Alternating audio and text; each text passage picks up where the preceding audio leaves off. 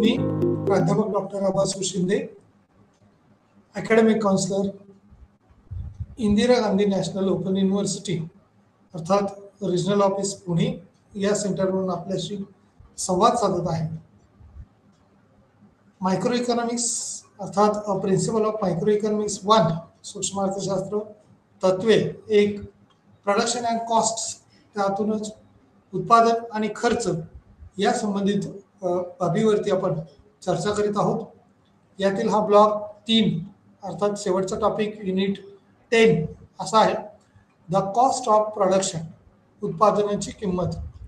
अर्थव्यवस्थेमध्ये उत्पादकांनी व उद्योजकांनी तयार केलेली वस्तू किंवा सेवा ही बाजारपेठेत कोणत्या किमतीने कशा पद्धतीने विक्री होऊ शकते, किती प्रमाणात विक्री करता येते, त्यासाठीची बाजारभावानुसार असणारी किंमत ही त्या त्या क्षेत्रातली ही निश्चित झालेली असते. त्यावरूनच आपलं असणारे एकूण उत्पादन, त्या उत्पादनासाठी लागणारा खर्च हा उत्पादकाला विचारात घ्यावा लागतो. या उत्पादन प्रक्रियेमध्ये जेवढा कमीत कमी खर्च असेल तेवढं उत्पादन मार्केटमध्ये कमी किमतीला विकता येतं. जेवढा जास्त खर्च असेल तेवढी त्या वस्तूची किंवा सेवेची किंमत ही जास्त आकारावी लागते. जास्त किंमत आकारल्यामुळं एकूण मिळणारा ग्राहक किंवा असणारी त्याची मागणी ही तेवढीच राहील असं सांगता येत नाही. काही मागणी कमी होण्याची शक्यता असते. किंबहुना त्या वस्तूला जर अतिरिक्त किंमत वाटत असेल तर पर्यायी वस्तूच्या मागणीकडे ग्राहकाचा कल असतो किंवा उपभोक्ते तशा पद्धतीची मागणी ग्राहक म्हणून करत असतात. त्यामुळं वस्तूचं उत्पादन हे किती आहे, कसं आहे, त्यासाठी लागणारा खर्च किती आहे, त्यावरून बाजारपेठेतली आलेली किंमत किती असते हे निश्चितपणे आपल्याला समजू शकेल किंवा ओळखता येऊ शकेल. त्यामुळे उत्पादनाची किंमत ठरवताना या बाबीवरती आपल्याला भर द्यावा लागेल. द कॉस्ट ऑफ प्रोडक्शन किंवा उत्पादनाची किंमत या बाबतीत खर्चाची संकल्पना किंवा खर्चविषयक असणारी स्थिती जर पाहिली तर ती कशा पद्धतीची आहे, किती आहे ते आपल्याला पाहावे लागेल. खर्चाची संकल्पना, द कन्सेप्ट ऑफ कॉस्ट जे आहे ती किती खर्च असू शकतो, कशा पद्धतीचा खर्च असू शकतो. खाजगी खर्च आणि सामाजिक खर्च, private cost and social cost. काही वस्तूंच्या बद्दल आपण प्रायव्हेट म्हणजे त्या त्या वस्तूचा उत्पादनाचा खर्च असू शकतो, त्या त्या एरियाचा कदाचित त्या कॉस्ट, त्या जागेचे खर्चाशी संबंधित असतात. काही बाबतीत सामाजिक घटना असतात त्याला कारणीभूत आणि त्यामुळं त्या दृष्टीने होणारा खर्च देखील त्या ठिकाणी विचारात घ्यावा लागतो. मनी व्हॅल्यू म्हणजे पैशाची असणारी किंमत जी आहे, कॉस्ट, मनी कॉस्ट म्हटले या ठिकाणी. Explain and implication of cost म्हणजे त्या पैशाला किती किंमत आहे बाजारपेठेमध्ये. जसं आपण आता डॉलरची किंमत ज्यावेळेला भारताच्या रुपयामध्ये पाहतो ती अवमूल्यनाच्या स्थितीत असते नेहमी, कारण अनेक वेळेला आपण त्याचं अवमूल्यन केलेलं आहे. म्हणजे 1 रुपयाच्या तुलनेत आपला रुपया ही कितीनं घटला किंवा कितीनं वाढला हे या ठिकाणी पाहिलं जातं. त्यालाच पैशाच्या मूल्याची किंवा पैशाची किंमत ही या ठिकाणी महत्त्वाची आहे. अंतर्निहित या बाबी स्पष्ट होतं. वास्तविक खर्च हा कशा पद्धतीने आहे, रिअल कॉस्ट किती आहे किंवा कशा पद्धतीची आहे, बुडलेली किंमत आणि वाढीव खर्च, कॉस्ट अँड इन्क्रिमेंटल कॉस्ट ही कशा पद्धतीची असू शकेल, किती असू शकेल. आर्थिक खर्च आणि लेखा खर्च, economic cost and accounting cost ही या ठिकाणी विचारात घेतलेली आहे. आर्थिक खर्च आणि लेखा खर्च याच्यामध्ये ऐतिहासिक खर्च किंवा हिस्टॉरिकल प्राईस सुद्धा एखाद्या स्थानाची, एखाद्या ठिकाणाची ही कमी किंवा जास्त असू शकते. रिप्लेसमेंट कॉस्ट जी आहे, ऐतिहासिक किंमत आणि बदली किंमत ही कशा पद्धतीची आहे, किती आहे, ती कमी करता येऊ शकते का, जास्त करता येऊ शकते का, त्या अनुषंगाने विचार होऊ शकतो. खर्चाची कार्य किंवा शॉर्ट रन आणि लॉंग रन कॉस्ट जो आहे, कॉस्ट फंक्शन किंवा शॉर्ट रन आणि लॉंग रन कॉस्ट जो आहे तो किती असू शकतो. म्हणजे अल्पकालासाठी आणि दीर्घकालासाठीची किंमत त्या ठिकाणी किंवा त्यावरती करावा लागणारा खर्च कशा पद्धतीने आहे. काही उद्योगधंदे हे चालू अवस्थेत असतात किंवा काही वेळेला बंद अवस्थेत असतात. चालू अवस्थेत जसं की आपण साखर कारखान्याचा विचार केला तर सीझनल म्हणजे 6 महिने साखर कारखाने चालू असतात. उरलेले 6 महिने त्याची रिपेरिंग असेल, साफसफाई असेल, इतर कामं जी असतात ती केली जातात. म्हणजे वर्किंग प्रोसेसमध्ये असणारा जे काही कालावधी आहे, परंतु उरलेल्या कालावधीत त्यासाठीचा लागणारा जो स्पेअर आपण विचारात घेतो तो देखील तितकाच महत्त्वाचा असतो. त्यामुळे प्रोडक्शन कॉस्ट जर आपण विचारात घेतली कारखान्याच्या बाबतीत, तर ती कदाचित त्या त्या कालखंडातली कमी असेल, पण उरलेल्या वेळातली लेबर कॉस्ट आपण कमी करून कॉस्ट कटिंग करण्याचा प्रयत्न करतो आणि सीजनल वर्कर्स त्या ठिकाणी बोलवले जातात. त्याच्यामुळेच काही कॉस्ट कटिंग होऊ शकते का, आहे असं. परंतु शेवटी इंडस्ट्री म्हणून विचार करता, गोडाऊनचा विचार करता, रूमचा विचार करता, निवास व्यवस्था असेल किंवा इतर ट्रान्सपोर्टिंग फॅसिलिटीचा विचार करता, ते आहे तसे जर पुढे राहत असेल तर त्यालाही काही किंमत किंवा खर्च हा करावा लागतो. त्यामुळे शॉर्ट रन आणि लॉंग रनचा विचार करता, दीर्घकाळाचा विचार करता शुगर फॅक्टरी आपण पाहतोय महाराष्ट्रामध्ये डेव्हलप झालेली दिसते आणि या शुगर फॅक्टरीच्या बेसवरती सुद्धा उत्पादनाची किंमत ही निश्चित केली जाते, म्हणजे साखरेची किंमत त्या ठिकाणी ठरवली जाते. खर्च कार्य आणि वेळ घटक, cost function and the time element ही कशा पद्धतीची आहे. खर्च कार्य जे आहे ते किती पद्धतीने चालू शकतं, कशा पद्धतीने चालू शकतं, तर ते कशा पद्धतीने चालवायचं. लॉंग रन कॉस्ट फंक्शन जे आहे, लॉंग रन कॉस्ट फंक्शन जे आहे ते जर चांगलं असेल, कशा पद्धतीचं होतं ते पाहिलं तर आपल्याला फायदेशीर ठरू शकतं. शॉर्ट रनमध्ये खर्चाचा सिद्धांत किंवा theory of cost in the short run, short run म्हणजे अल्प कालावधीचा विचार केलेला आहे. निश्चित किंमत किंवा फिक्स कॉस्ट ही निश्चित किंमत कशा पद्धतीची आहे किती असू शकते. परिवर्तनीय खर्च जो आहे व्हेरिएबल कॉस्ट, बदलती किंमत कशी आहे किंवा किती बदलू शकते त्या अनुषंगाने सांगता येईल. एकूण परिवर्तनीय खर्च जो आहे, टोटल व्हेरिएबल कॉस्ट आहे, त्या उत्पादनात झालेले बदल असतील, स्थित्यंतर असतील, ती कशा पद्धतीची किती पद्धतीची आहेत त्या अनुषंगाने आपल्याला विचार करावा लागतो. एकूण परिवर्तनीय खर्च किंवा व्हेरिएबल कॉस्ट काढताना टोटल कॉस्ट सुद्धा आपल्याला विचारात घ्यायला लागेल. एकूण खर्च किंवा एकूण खर्चाची असणारी बाब ही जी संबंधित आहे ती किती आहे, कशा पद्धतीची आहे. एकूण खर्चाच्या अधिक्याचा प्रमाण जसं वाढत जाईल कशा पद्धतीने ही वाढू शकेल का, वाढली तर ती किती वाढू शकेल, या बाबतीत काही बाब ही महत्त्वाची. किंवा शॉर्ट रन कॉस्ट कर्व जो आहे तो काढला जातो. शॉर्ट रन कॉस्ट कर्व जो आहे किंवा सरासरी निश्चित किंमत आहे, व्हेरिएबल कॉस्ट किंवा व्हेरिएबल फिक्स कॉस्टचा जो भाग आहे तो किती असू शकेल, कसा असू शकेल. ॲव्हरेज व्हेरिएबल कॉस्ट जी आहे, सरासरी परिवर्तनीय खर्च आहे, सरासरी एकूण खर्च जो विचारात घेतला आहे तो म्हणता येईल. किंवा किरकोळ खर्च आहे, सरासरी खर्च यातील संबंध हा दाखवण्याचा प्रयत्न होतो. Relationship between marginal cost and average cost, किरकोळ खर्च आणि सरासरी खर्च यांच्यातील संबंध किंवा relationship between marginal cost and average cost आहे तो किती आहे, कशा पद्धतीचा आहे, कसा असू शकेल, या बाबीवरती सुद्धा प्रकाश टाकणं तितकंच महत्त्वाचं असू शकतं. त्यामुळं लॉंग रन कॉस्ट किंवा दीर्घ कालावधीतला असणारा वक्र आणि अल्प कालावधीतला असणारा वक्र याच्यात फरक निश्चितपणे दिसून येईल. लॉंग रनमध्ये सरासरी खर्च वक्र, लॉंग रनच्या अनुषंगाने मार्जिनल कॉस्ट वक्र तो कसा आहे, किती आहे. तर long run average cost curve जो आहे तो किती असावा. Long run marginal cost curve जो आहे तो दीर्घकाळाचा विचार केला आहे. आणि लॉंग रन मार्जिनल कॉस्ट आणि शॉर्ट रन मार्जिनल कॉस्ट यांच्यातील संबंध किंवा खर्च हा किती असू शकतो, कसा असू शकतो. Relationship between long run marginal cost and short run marginal cost जी आहे ती आपल्याला विचारात घ्यावी लागेल. लॉंग रन मार्जिनल कॉस्ट आणि शॉर्ट रनमध्ये यांच्यातील असणारा परस्पर संबंध किंवा अल्प कालावधीसाठीचा असणारा खर्च हा देखील त्या ठिकाणी महत्त्वाचा आहे. इंट्रोडक्टरी पार्टमध्ये आपण याच्या चांगल्या उत्पादनाबाबत फर्मचा निर्णय हा 2 घटकावर अवलंबून असतो. 2 घटक त्याच्यात विचारात घेतलेले असतात. ते 2 घटक हे वेगवेगळ्या पद्धतीचे असू शकतात. त्यामध्ये उत्पादनासाठी वापरलेले 2 घटक विशेष करून कॅपिटल आणि लेबरचा विचार केला जातो. प्रथम चांगल्या वस्तूची मागणी आणि दुसरी किंवा त्या उत्पादनाची किंमत, त्यानुसार उत्पादन खर्चाची संकल्पना समजून घेण्यासाठी मूलभूत आहे किंवा मूलभूत बाबीवरती भर दिला जातो. किंमत सिद्धांत आणि सखोल चर्चा आवश्यक आहे. किंमत घेणारी फर्म ही इच्छा त्यांचा नफा वाढवण्यासाठी तो त्याचा खर्च हा कमी करण्यास सक्षम असल्याचं दर्शवतो. त्याचबरोबर अर्थातच एखाद्या फर्मला अर्थशास्त्रज्ञ ज्याला खाजगी म्हणतात ते कमी करण्याचा प्रयत्न करतात. त्याच अनुषंगाने त्याची मागणी ही झालेली दिसते किंवा त्या फर्मला, त्या उद्योगधंद्याला असणारी तज्ज्ञांच्या मताची मागणी हे प्रायव्हेट गुड्सच्या अनुषंगाने किंवा खाजगी देखील म्हटलं जातं कमी करण्यात येते किंवा स्वारस्य असते.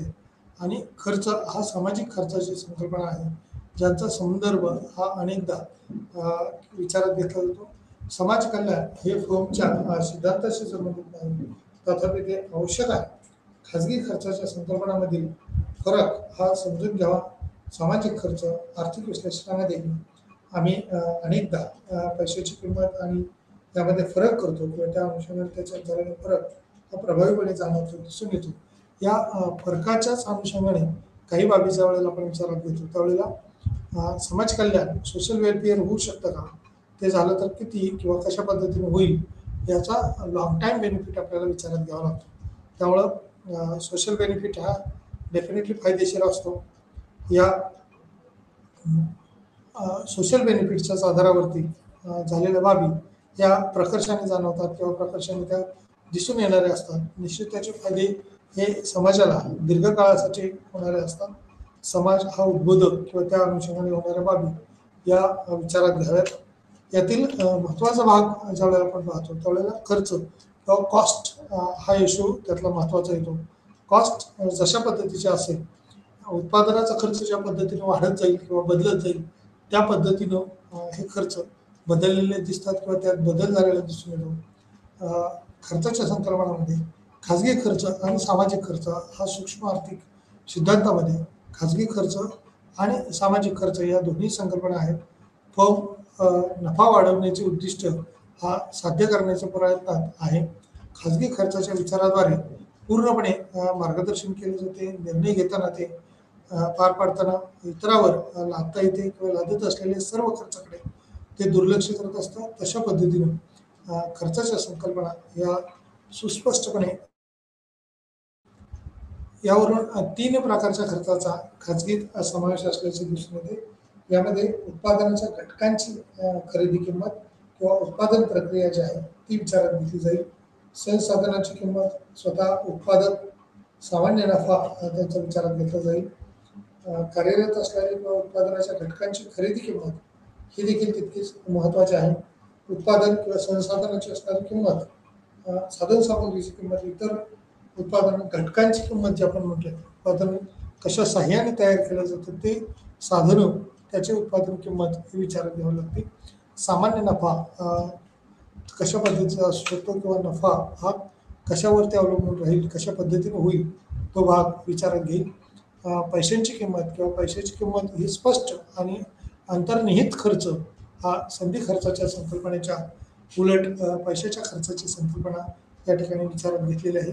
कोणत्याही उत्पादनाच्या किंवा उत्पादनाचा पैसा खर्च हा मानला जातो. त्या एखादी व्यक्ती आपले उत्पन्न हे वाचवते तेव्हा तो काही त्याग हा करत असतो आणि ते गुंतवणूकदारांना कर्ज देते जे उत्पादनासाठी त्यांचा वापर करतात. या अवस्थात आणि त्याग हे उत्पादनाच्या वास्तविक खर्चाचे स्वरूप आहे.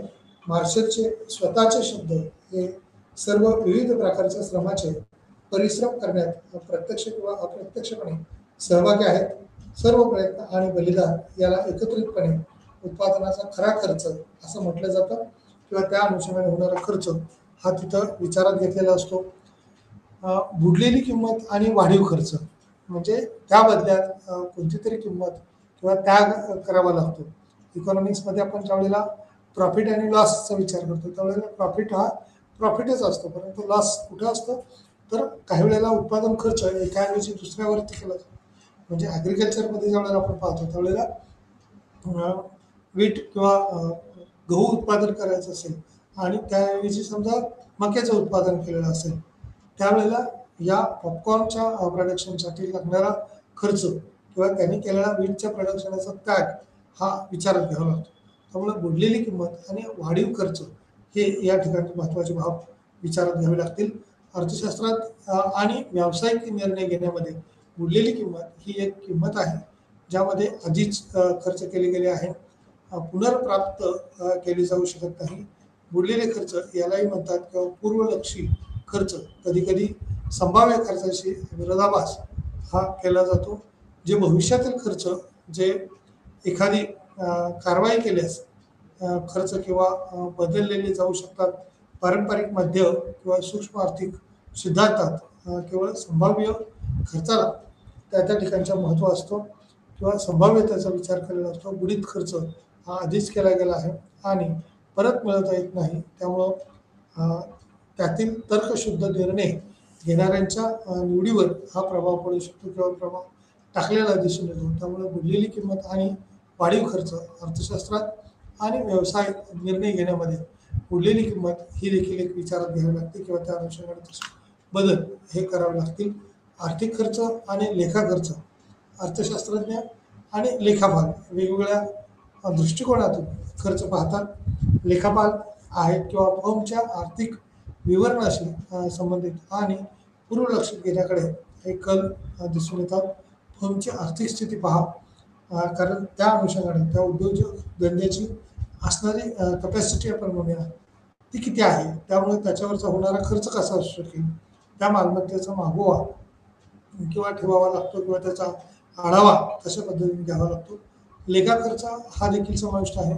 करामध्ये परवानगी दिलेल्या दरावर भांडवली उपकरणासाठी घसारा खर्च किंवा त्या अनुषंगाने केलेला खर्च हा अधिक दिसून येतो. अधिकारी किंवा दुसरीकडे अर्थशास्त्रज्ञ काय खर्च किंवा अपेक्षित आहे यांच्याशी संबंधित आहे.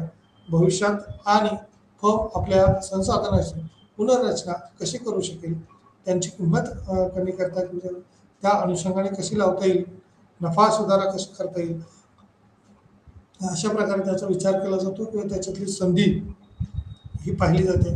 त्या संधीच्या अनुषंगाने केला गेलेला खर्च किंवा केलेली गुंतवणूक ही आपल्याला पाहणं अगत्याचं ठरू शकतो किंवा महत्त्वाचं असू शकतं. त्यामुळे आर्थिकदृष्ट्या खर्च हा कशाशी संबंधित आहे, किती होऊ शकतो एखाद्या उद्योग व्यवसायामध्ये, त्यावरून ते उत्पादन हे निश्चितपणे बाजारपेठेमध्ये विक्रीसाठी आणलं जातं. ऐतिहासिक किंमत आणि बदली किंमत. ऐतिहासिक हिस्टॉरिकल प्राइस त्याची काय असेल, प्रत्यक्षात त्यावेळी झालेला खर्च आणि मालमत्तेची खरेदी यांच्या विरुद्ध प्रतिस्थापन खर्च हा आहे की मालमत्ता पुनर्स्थापित करण्यासाठी आता खर्च करावा लागेल. म्हणजेच बदली किंमत ही त्याच प्रकारच्या नवीन मालमत्तेची वर्तमान किंमत ही देखील आहे. त्यामुळे या ठिकाणी ऐतिहासिक खर्चाशी संबंधित ज्यावेळेला पाहतो आपण, त्यावेळेला हिस्टॉरिकल प्लेस ज्यावेळेला पाहिली जाते आणि त्यावेळेला एखादा गड किल्ला किंवा एखादं आकर्षक पर्यटन स्थळ ज्यावेळेला बनवलं जातं, त्यावेळेला त्या ठिकाणचे असणारे चार्जेस आपण पाहतो ते जास्तीचे असतात. कारण त्या वस्तू त्या ठिकाणी पाहायला येणारे किंवा खरेदी करणारे हे त्या ठिकाणचे इच्छुक असणारे जात असतात किंवा अगदी मोजमजेने खर्च करण्याच्या दृष्टीने त्या ठिकाणी विचार केला जातो. परंतु काही स्थळं ज्यावेळेला आपण पाहतो, म्हणजे महाराष्ट्रातल्या पुण्यामध्ये शनिवार वाडा ज्यावेळेला आपण पाहतो, त्यावेळेला त्या ऐतिहासिक कालखंडात बांधण्यासाठी आलेला खर्च हा जर विचारात घेतला तर तो प्रचंड असेल आणि त्या खर्चामुळे त्या ठिकाणचे जे काही प्रवेश चार्जेस आहेत किंवा त्या खर्चाचा विचार करून प्रत्यक्षात आजूबाजूला झालेले छोटे मोठे उद्योग व्यवसाय हे देखील तितकेच महत्त्वाचे असतात.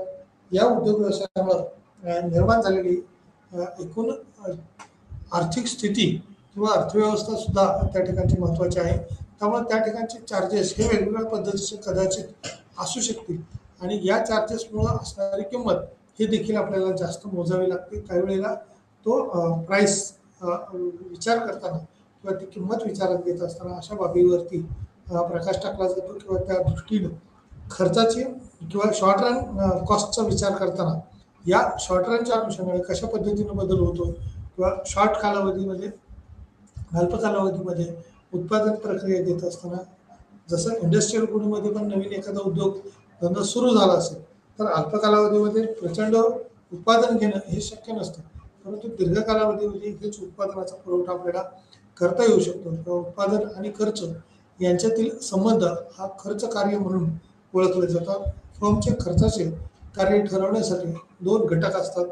प्रथम फर्मचे उत्पादन आणि दुसरे घटकांसाठी फर्मने दिलेली किंमत ही विचारात घेतली जाते किंवा त्या अनुषंगाने त्याचा वापर हा केलेला असतो. सरावमध्ये उत्पादन कार्य विविध प्रकारचे असू शकतात.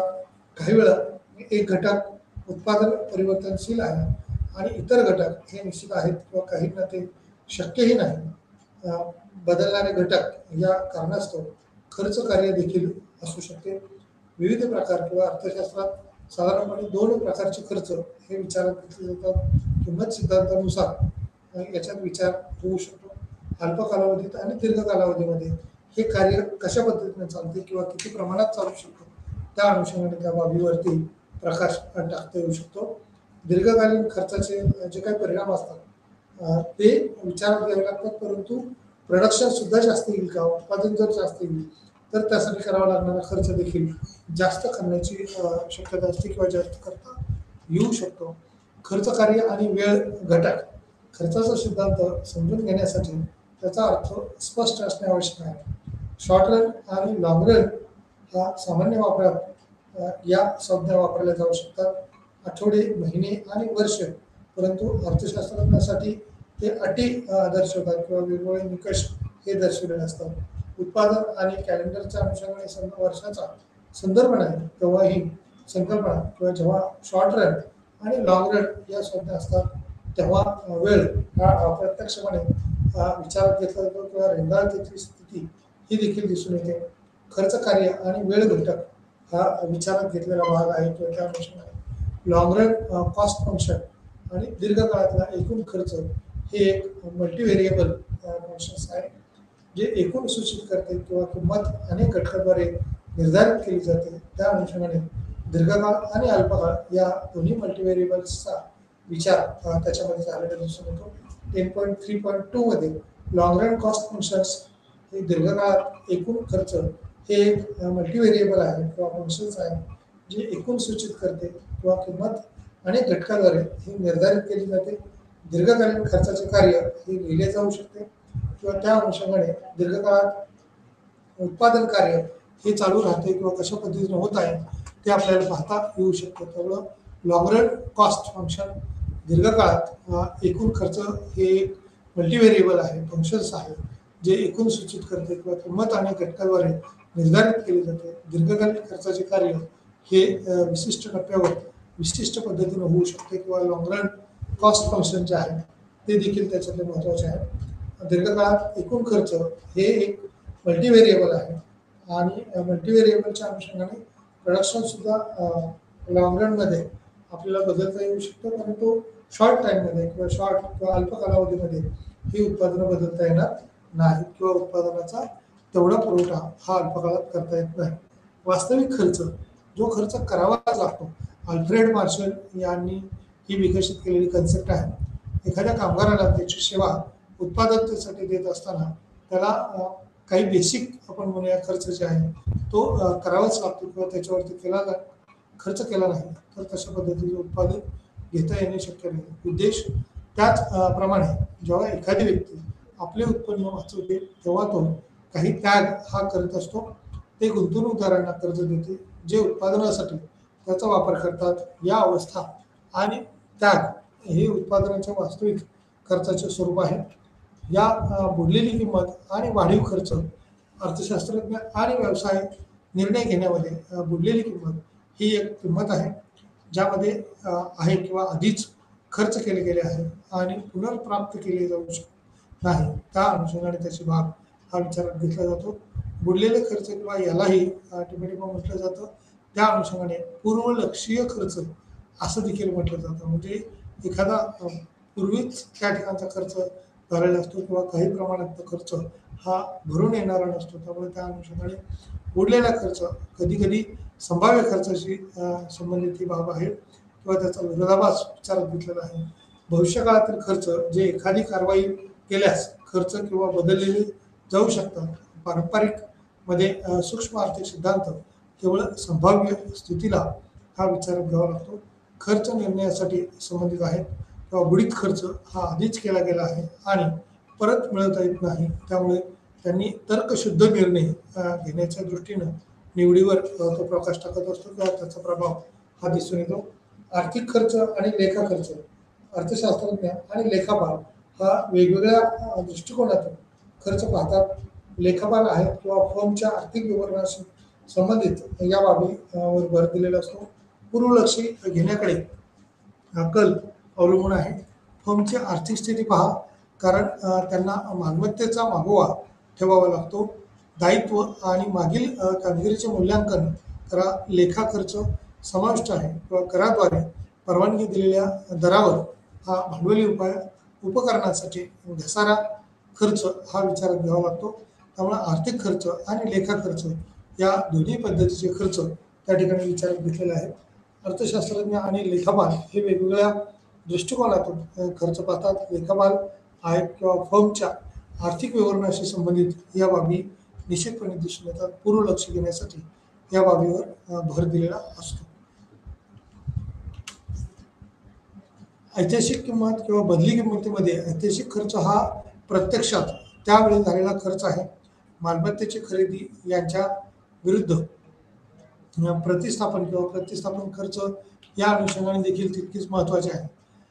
मालमत्तेची खरेदी याच्या विरुद्ध प्रतिस्थापन खर्च म्हणजे प्रतिस्थापन म्हणजे त्याऐवजी केलं जाणार खर्च, ती मालमत्ता पुनर्स्थापित करण्यासाठी आता खर्च करावा लागेल.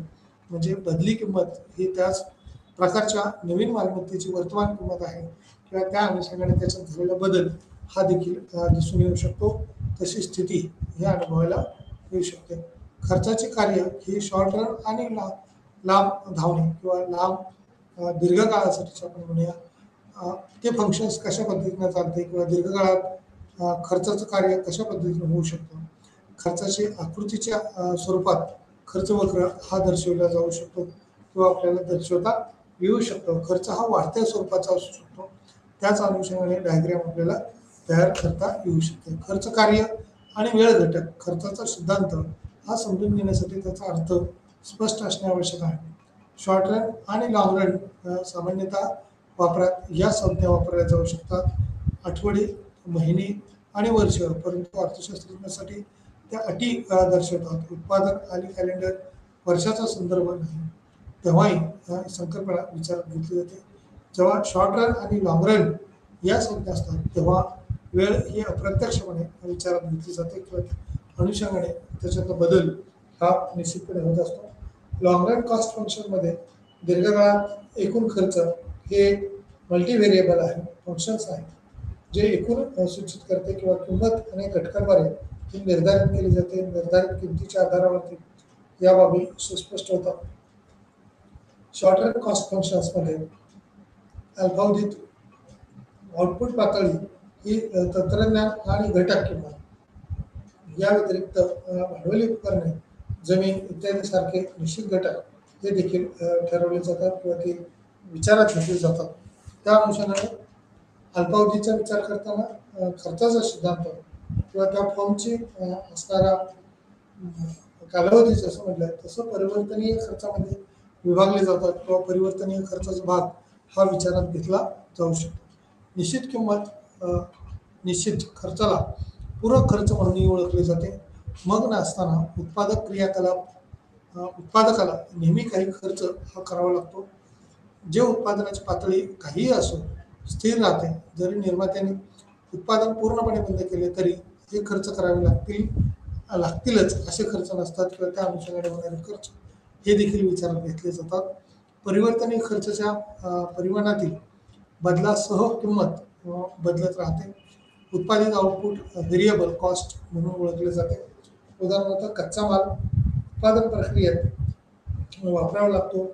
मॅन्युफॅक्चरिंग उद्योग मशीन चालवण्यासाठी मजूर वापरावे लागतात आणि ऊर्जेची वीज व्यवस्था ही करावी लागते किंवा ऊर्जा वीज व्यवस्थापन त्या अनुषंगाने होत असतं. याच शॉर्ट रन कॉस्ट व कॉस्ट ऑफ हायपोथेटिकल फर्मची जी आहे त्या अनुषंगाने किती आहे किंवा कशी आहे. टोटल फिक्स कॉस्ट रुपीज 240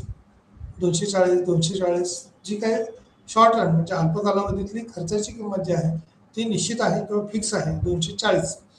त्याचबरोबर 240 रुपये म्हटले या ठिकाणी रुपीज.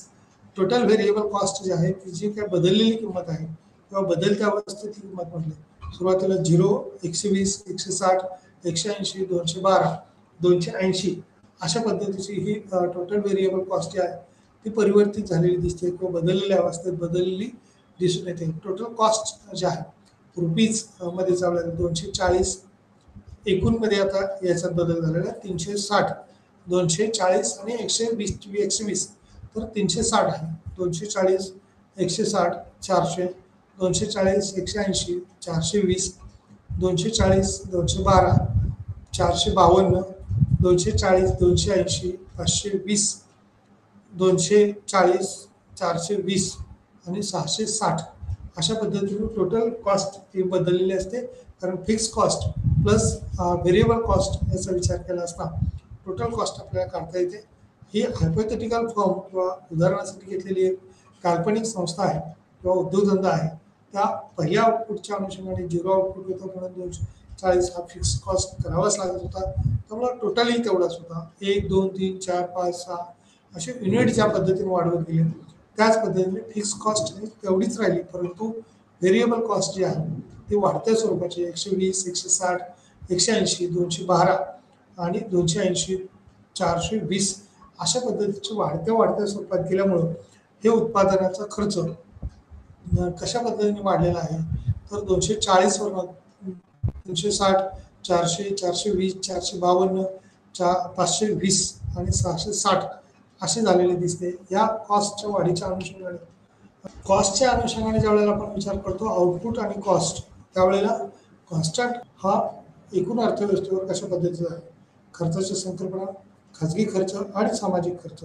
सूक्ष्म आर्थिक सिद्धांतामध्ये खाजगी खर्च आणि सामाजिक खर्च या दोन्ही संकल्पना आहेत. फर्म नफा वाढवण्याचे उद्दिष्ट हे साध्य करण्याच्या प्रयत्नात आहे. खाजगी खर्चाच्या विचाराद्वारे पूर्णपणे मार्गदर्शन केले जाते. निर्णय घेताना ते पार पाडताना इतरावर लादले जातात किंवा लादले जात नाहीत त्या अनुषंगाने याच्यावरती भर दिलेला असतो. खाजगी खर्च त्याचबरोबर सामाजिक खर्च किंवा इतर काही खर्च देखील त्याच्यात समाविष्ट असतात. म्हणजे सामाजिक धर्मात एक संस्था आपण म्हणतो त्यावेळेला या संस्थांना उद्योगधंद्यांकडून दिलेल्या देणगीज असतील, खर्च असतील ते देखील त्याच्यात विचारात घ्यावे लागतील. कारण या खर्चामुळं काही निश्चित परतावा किंवा त्या अनुषंगाने तसे बदल हे करावे लागतात. फर्म नफा वाढवण्याचे उद्दिष्ट हे साध्य करण्याच्या प्रयत्नात आहे. खाजगी खर्चाच्या विचाराद्वारे पूर्णपणे मार्गदर्शन केले जाते. निर्णय घेताना ते पार पाडताना इतरावर लादलेले असतीलच असे नाही. सर्व खर्चाकडे दुर्लक्ष केले जाते किंवा त्या खर्चाच्या अनुषंगाने तसे बदल हे करावे लागतात किंवा तो खर्च कव्हर कसा होईल आणि त्यावर वस्तूची बाजारात किंमत कशी योग्य ठेवता येईल हा भाग त्यातला महत्त्वाचा आहे. त्या बाजारभावानुसार बाजारातली किंमत ही जर योग्य ठेवली नाही तर या जास्तीच्या किमतीमुळे ग्राहक त्या वस्तूची मागणी करणार नाही. किंवा खाजगी आणि सामाजिक खर्चामध्ये हा खर्च जशा पद्धतीने वाढत जाईल तशी ती उद्योगधंदा किंवा उद्योग संस्था ही तोट्यात चालण्याची शक्यता असते. त्यामुळे मार्गदर्शक सूचना त्याचा अनुकरण किंवा त्याचा अनुभव पाहणं तितकंच महत्त्वाचं आहे. कुठल्याही फर्मला किंवा उद्योगधंद्याला जास्तीत जास्त नफा मिळवणं किंवा नफा वाढवणं हे उद्दिष्ट असतं. त्याच नफ्याच्या आधारावरती या संस्था किंवा घटक आपण म्हणूया इतर कार्यरत असतात किंवा त्याचे कार्य ही चाललेले आपल्याला पाहायला मिळत असतात. खाजगी संस्थेमुळं झालेल्या फर्मच्या अनुषंगाने नफा हा इतरत्र वितरित करता येऊ शकतो का तर निश्चितपणे वितरित करता येऊ शकतो. जसं की आपण वेगवेगळ्या संस्था आता सोशल ॲक्टिव्हिटीज किंवा सोशल कॉज आपण म्हणूया त्या अनुषंगाने कार्यरत आहेत किंवा उत्पादनाच्या घटकांची खरेदी किंमत ही उत्पादन प्रक्रिया आहे, संसाधनाची किंमत आहे. स्वतः उत्पादक हा नफा मिळवण्याच्या दृष्टीने प्रयत्न करतात किंवा संसाधनाची किंमत ही स्वतः उत्पादक ठरवत असताना दिसून येतात. सामान्यतः नफा मिळवणं, नफा घेणं ही सोयीसुविधा किंवा सोय निर्माण झालेली आपल्याला पाहायला मिळत आहे. पैशाची किंमत किंवा पैशांची किंमत ही स्पष्ट आणि अंतर्निहित खर्च संधी खर्चाच्या संकल्पनेच्या उलट पैशाच्या खर्चाची संकल्पना आहे. कोणत्याही उत्पादनाच्या किंवा उत्पादनाचा पैसा खर्च हा मानला जातो किंवा ते आउटपुट मिळवण्यासाठी केलेला खर्च याच्याशी संबंधित आहे. त्यामुळे पैशाची किंमत स्पष्ट आणि अंतर्निहित खर्च संधी खर्चाच्या संकल्पनेच्या जोडीलाच त्याचा विचार केलेला आहे. पैशाच्या खर्चाची संकल्पना ही देखील तितकीच महत्त्वाची आहे. कोणत्याही उत्पादनाच्या उद्योगधंद्याच्या बाबतीत उत्पादनाच्या प्रक्रियेच्या बाबतीत ती स्थिती कशी आहे किंवा कोणत्याही उत्पादनाला त्या आउटपुट मिळवण्यासाठी केलेल्या बाबी या प्रकर्षाने जाणवतात. पैशाची किंमत विचारात घ्यावी लागते किंवा याच किमतीच्या आधारावरती उत्पादन हे चाललेलं असतं किंवा उत्पादनं होत असतात असं दिसून येतं. या संसाधनाची किंवा साधनसामुग्रीची किंमत ही जशी वाढत जाईल म्हणजे एखादा उद्योगधंद्याची किंवा उद्योगधंद्यात शुगर फॅक्टरीमध्ये मग अशी मी म्हटलं तसं की ऊसाची किंमत जर वाढत गेली तर अ, साखर कारखान्यातल्या साखरेची किंमत किंवा गुळाची किंमत ही वाढलेली असते किंवा त्याची किंमत वाढेल. तसं कॉटन किंवा कापसाची किंमत ज्यावेळेला वाढत जाते, हमी भाव कापसासाठी आवश्यक आहे असं म्हणतो, त्यावेळेला कॉटन इंडस्ट्रीमधल्या कपड्याची किंमत जी आहे ती दीर्घकाळात वाढत चाललेली असते. या वाढत्या किमतीनुसार अर्थव्यवस्थेतल्या मागण्या हे देखील बदललेले असते किंवा त्या अनुषंगाने त्याच्यातले झालेले बदल हे सुद्धा आपल्याला विचारात घ्यावे लागतात. कार्यरत असणारी संसाधनं किंवा साधनसामुग्री ही कशा पद्धतीची आहे, किती आहे आणि ती साधनसामुग्री जर सुयोग्य पद्धतीने वापरली तरच त्याचा फायदा होऊ शकतो. मनी प्राईस आपण म्हणूया, पैशाची किंमत जी आहे ती किंमत स्पष्ट आहे किंवा अंतर्निहित आहे. खर्च कशा पद्धतीने आहे, संधी खर्चाच्या संकल्पनेच्या उलट पैशाच्या खर्चाची संकल्पना ही विचारात घ्यावी लागते. कोणत्याही उत्पादनाचा पैसा खर्च हा विचारात घ्यावा लागतो. त्या आउटपुट मिळवण्यासाठी केलेल्या खर्चाच्या बाबतीत हा विचार होतो किंवा विचार असल्याचं दिसून येतं. वास्तविक खर्चाची संकल्पना ही अल्फ्रेड मार्शल यांनी विकसित केली होती. कामगाराला त्याची सेवा किंवा उत्पादकतेसाठी देत असताना त्याला अस्वस्थता किंवा त्या अनुषंगाने त्याचा भाग हा विचारात घ्यावा लागतो. जेव्हा एखादी व्यक्ती हे आपले उत्पन्न वाचवते तेव्हा तो काही भाग किंवा काही त्याग हा करावाच लागतो किंवा केलेलाच असतो आणि ते गुंतवणूकदारांना कर्ज देते जे उत्पादनासाठी त्यांचा वापर करतात. या अस्वस्थता किंवा आणि त्याग हे देखील त्याच्यात विचारात घेतलेलं आहे. उत्पादनाच्या वास्तविक खर्चाचे स्वरूप आहे किंवा मार्शलचे स्वतःचे शब्द हे सर्व विविध प्रकारच्या श्रमाचे परिश्रम करण्यात प्रत्यक्ष किंवा अप्रत्यक्षपणे सहभागी आहेत. सर्व प्रयत्न आणि बलिदान याला एकत्रितपणे उत्पादनाचा खरा खर्च असं देखील म्हटलं आहे किंवा त्या खर्चाच्या अनुषंगाने त्याचा भाग हा विचारात घेतलेला आहे. बुडलेली किंमत आणि वाढीव खर्च अर्थशास्त्रज्ञ आणि व्यवसाय निर्णय घेण्यामध्ये बुडलेली किंमत ही एक किंमत आहे ज्यामध्ये आहे किंवा आधीच खर्च केले गेले आहे आणि पुनर्प्राप्त केले जाऊ शकत नाही असे खर्च देखील त्याच्यात विचारात घेतले जातात. बुडलेले खर्च यालाही म्हणतात किंवा पूर्वलक्षीय खर्च असं देखील त्याच्यात म्हटलं जातं. कधी कधी संभाव्य खर्चाशी विरोधाभास केला जातो. जे भविष्यातील खर्च जे एखादी कारवाई केल्यास खर्च किंवा बदललेले जाऊ शकतात. पारंपरिकमध्ये सूक्ष्म आर्थिक सिद्धांत केवळ उपयुक्त ठरतात किंवा भविष्यातील खर्च हा निर्णयासाठी संबंधित आहेत. बुडीत खर्च हा आधीच केला गेला आहे आणि परत मिळवता येत नाही.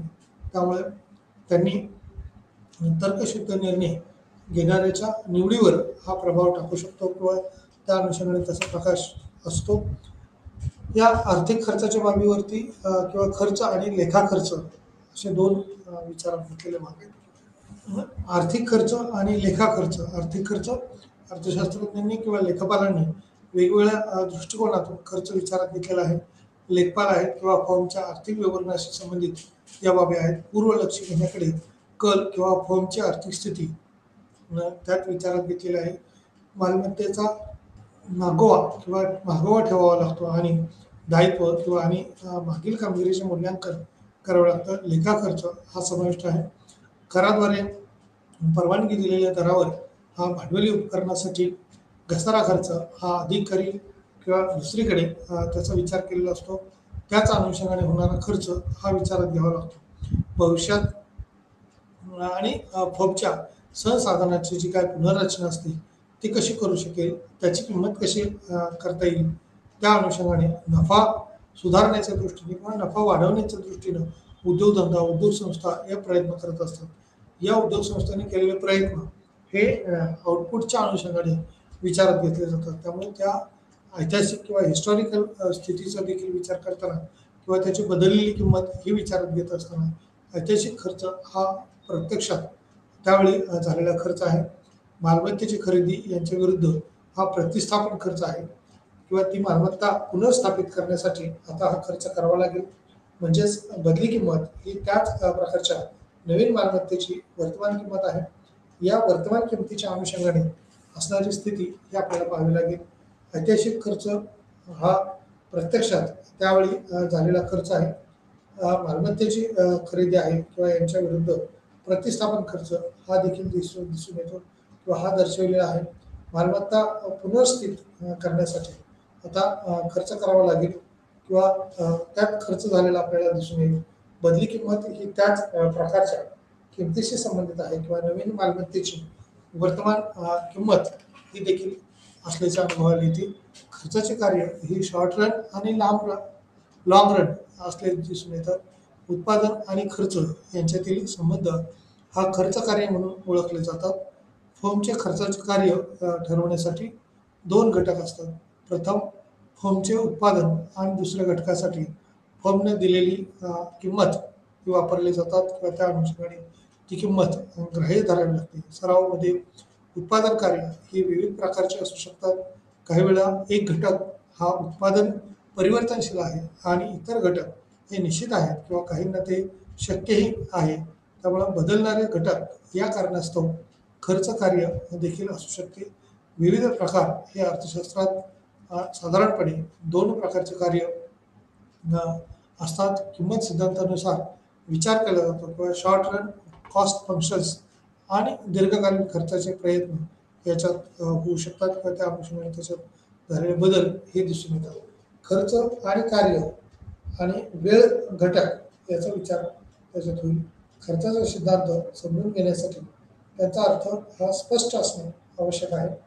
शॉर्ट रन आणि लॉंग रन्समध्ये सामान्यतः वापराचा किंवा वापराशी संबंधित या संज्ञा वापरल्या जाऊ शकतात.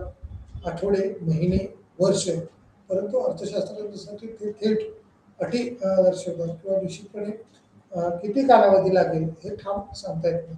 त्यामुळं अल्प कालावधीमध्ये सुद्धा काही वेळेला 6 मंथ येतं, 1 वर्ष येतो. त्यामुळं दीर्घ कालावधी म्हणजे किती तर 10 वर्षापेक्षा पुढचा म्हणजे मोठा कालावधी होऊ शकतो तो. पण देशासाठी विचार केला तर तो कदाचित 50 वर्ष, 150 वर्ष हा मोठा कालावधी होऊ शकतो. दीर्घ कालावधी होऊ शकतो. परंतु मध्यम कालावधी, सर्वसाधारण कालावधी समाजासाठी आणि व्यक्तीसाठी सूक्ष्म पातळीवरचा विचार करता ही वेगळी स्थिती असेल. समग्र पातळीवरचा विचार करता ही वेगळी स्थिती असल्याचा आपल्याला अनुभवायला येईल किंवा दिसून येईल. तशा पद्धतीचा उत्पादन हे त्या त्या कालावधीनुसार किंवा प्रकारानुसार हे बदलत असतं किंवा बदललेल्या स्थितीत त्यात बदल झालेले दिसतात. त्यामुळं शॉर्ट रन आणि लाँग रनमध्ये कशा पद्धतीने बदल आहे, किती बदल आहे ते आपल्याला पाहावे लागेल. या अनुषंगानं ज्यावेळेला होणारे बदल हे दिसून येतील, सुस्पष्टपणे जाणवतील. त्या अनुषंगाने लाँग रन आणि short run, long run cost functions दीर्घकाळात एकूण खर्च हे एक मल्टीव्हेरिएबल असेल किंवा फंक्शन्स आहे जे एकूण सूचित करते किंवा किंमत ही विचारात घेतलेली आहे. अनेक घटकाद्वारे ही निर्धारित केली जाते. लाँग रन कॉस्ट फंक्शन्स आहेत किंवा दीर्घकाळात एकूण खर्च हे एकूण मल्टीव्हेरिएबल्स फंक्शन्स आहे जे एकूण सूचित करते किंवा किंमत हे अनेक घटकाद्वारे निर्धारित केली जाते. दीर्घकालीन खर्चाचे कार्य ही लिहिले जाऊ शकते. म्हणून या दीर्घ कालावधीत, अल्प कालावधीत असणारी स्थिती ही प्रत्येक वेळेला वेगवेगळी असू शकते. वेगळ्या स्थितीत उद्योगधंद्यांचे किंवा उत्पादन शक्यतांची स्थिती ही बदललेली आपल्याला पाहायला मिळू शकते. वास्तविक खर्च संकल्पना ज्या आहेत त्या आपण समजून घेत असताना त्याचा उद्देश कशा पद्धतीने आहे, त्याची संकल्पना काय आहे, गुंतवणूकदारांना त्याच्यातून मिळणारा नफा किती आहे, उत्पादनासाठी त्याचा वापर करता येईल का, तो वापर कसा करता येईल, उत्पादनाच्या वास्तविक खर्चाचे स्वरूप हे त्याच्यामध्ये दर्शवलेलं दिसून येतं आपल्याला. बुडलेली किंवा त्या अनुषंगाने वाढीव खर्च जो आहे तो कशा पद्धतीने आहे. अर्थशास्त्रज्ञ आणि व्यवसाय निर्णय घेण्यामध्ये बुडलेली किंमत ही एक किंमत आहे ज्यामध्ये आधीच खर्च केले गेले आहे आणि पुनर्प्राप्त केले जाऊ शकत नाही असे देखील खर्च त्यात विचारात घेतलेले असतात. बुडलेले खर्च यालाही म्हणतात किंवा पूर्वलक्ष्य खर्च असं देखील म्हणतात. कधी कधी संभाव्य खर्चाशी विरोधाभास हा केला जातो किंवा भविष्यातील खर्च हा देखील विचारात घेतला. म्हणजे एखादी कारवाई केल्यास खर्च किंवा बदललेले खर्च ही या ठिकाणी दिसून येतील. त्यामुळं पारंपरिकमध्ये सूक्ष्म आर्थिक सिद्धांत केवळ संभाव्य किंवा भविष्यातील खर्च निर्णयासाठी संबंधित आहेत. बुडीत खर्च आधीच केलेला असतो किंवा त्या अनुषंगाने हा खर्च झालेला असतो. त्यामुळे त्यांची तर्काच्या अनुषंगाने किंवा तर्काधिष्ठित मांडणी निर्णय घेणाऱ्यावरती निवडीवर त्याचा फारसा प्रभाव पडू शकत नाही किंवा त्याचा प्रभाव हा जाणवलेला आपल्याला दिसून येत नाही. त्यामुळं वाढीव खर्च किंवा जास्तीचा खर्च जो आपण म्हणतो तो कशा पद्धतीचा असेल, किती असेल, संभाव्य स्थिती त्या उद्योगधंद्याची कशी असेल आणि भविष्यातला एक विचार आपण म्हणूया, दूरदृष्टीची असणारी स्थिती म्हणूया, ती कशी असेल ती त्यावरून अनुभवायला मिळू शकते किंवा खर्च निर्णयासाठी संबंधित बाब विचारात घ्यावी लागते. बुडीत खर्च हा आधीच केला गेला आहे आणि परत मिळवता येत नाही किंवा त्यामुळे त्यांनी तर्कशुद्ध निर्णय हे घेणाऱ्याच्या निवडीवर प्रभाव पाडू शकतात किंवा प्रभाव असू शकतात. त्यामुळे आर्थिक खर्च आणि लेखा खर्च हा देखील त्यातला एक महत्त्वाचा भाग आहे. लेखापाल हा वेगवेगळ्या दृष्टिकोनातून खर्च पाहतात. लेखापाल फर्मच्या आर्थिक विवरणाशी संबंधित आणि पूर्वलक्षी घेण्याकडे कल आहे. फर्मची आर्थिक स्थिती पहा, कारण त्यांना मालमत्तेचा मागोवा ठेवावा लागतो. दायित्वे आणि मागील कामगिरीचे मूल्यांकन देखील त्याच्यात केलं जातं. खर्चाच्या अनुषंगाने त्याच्यात विचार होतो. परवानगी दिलेल्या घरांना किंवा उद्योजकांना भांडवली करण्यासाठी किंवा त्या भांडवलासाठी काही कालावधीने घसारा द्यावा लागतो किंवा घसाऱ्याची तरतूद त्या उद्योगधंद्यात जर असेल, हा घसारा म्हणजे काय, तर विशिष्ट कालखंडामध्ये एखाद्या वस्तूचा झालेला वापर, त्याची झालेली झीज भरून काढण्यासाठीची केलेली तरतूद म्हणजेच राखीव खर्च.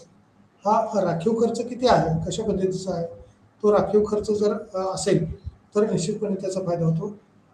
राखीव खर्चामध्ये पुन्हा त्या वस्तूची भरपाई आपण म्हणूया किंवा नवीन खरेदी करण्यासाठीचे भांडवल त्या ठिकाणी योग्य किंवा अल्प कालावधीत उपलब्ध होऊ शकतं. त्यामुळं दरवर्षी प्रत्येक वेळेला तशा पद्धतीची तरतूद ही करणं अपेक्षित आहे. किंवा अर्थशास्त्रात लेखापाल वेगवेगळ्या दृष्टिकोनातून खर्च हा विचारात घेत असतो.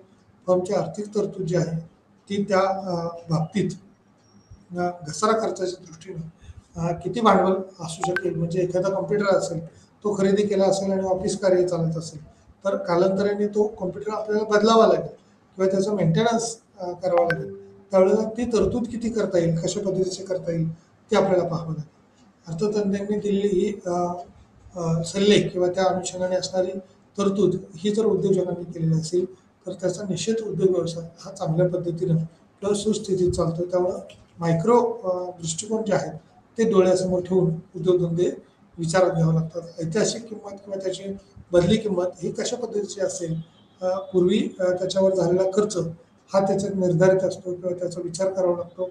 ती मालमत्ता पुनर्स्थापित करण्यासाठी खर्च करावा लागेल किंवा त्या खर्चाच्या बाबतीत विचार करावा लागेल, अशी स्थिती आहे. खर्चाचे कार्य किंवा शॉर्ट रन आणि लाँग रन विचार करताना अल्प कालावधीमध्ये काय असेल स्थिती आणि दीर्घ कालावधीमध्ये काय असेल, तर हा खर्च शॉर्ट रन कॉस्टमध्ये किंवा फंक्शन्समध्ये आणि दीर्घकालीन खर्चामध्ये खर्चाची जी कार्य आहेत त्या आकृतीच्या सहाय्याने दर्शवताना किंवा वक्र काढताना त्या बाबतीत विचारात घेतली जातात. अर्थतज्ञांच्या साधारणपणे दोन प्रकारचे खर्च किंवा कार्य हे केलेले असतात. किंमत सिद्धांतानुसार विचार केला असता शॉर्ट रन कॉस्ट किंवा अल्पकालीन खर्च आणि दीर्घकालीन खर्च हा त्याच्यात दिलेला आहे. दीर्घकालीन खर्चामध्ये भविष्यातला खर्च जो आहे तो देखील वाढणारा असतो, तसंच उत्पादन देखील त्याच्यातलं वाढणारच असतं. त्यामुळे खर्च, कार्य आणि त्या अनुषंगाने झालेले उत्पादनातले बदल हे आपल्याला त्या ठिकाणी विचारात घ्यावे लागतात. हे अल्प आणि किंवा शॉर्ट आणि अल्प आणि दीर्घकालाचा विचार केला जातो. याच्यातल्या ज्या डायग्रामच्या अनुषंगाने किंवा टेबलिंगच्या अनुषंगाने भाग आपण पाहिला तो परिवर्तनीय खर्चाच्या अनुषंगाने हा टेबल विचारात घेतला होता. हे तिन्ही टप्पे टोटल फिक्स कॉस्ट असेल, व्हेरिएबल कॉस्ट असेल आणि टोटल कॉस्ट आहे, म्हणजे एकूण निश्चित खर्च आहे, हा बदलता खर्च आहे आणि हा एकूण खर्च आहे.